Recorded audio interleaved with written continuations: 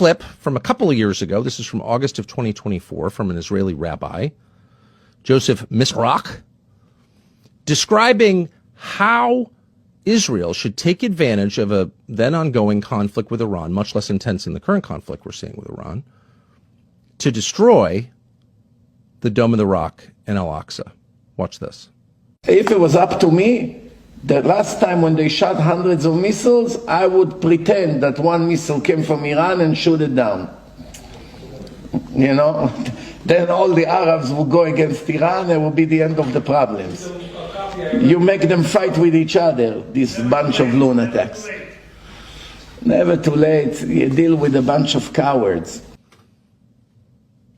Shoot it down into the Dome of the Rock in Al-Aqsa. Destroy what's on what the Israelis call the Temple Mount on the foundation stone. Destroy it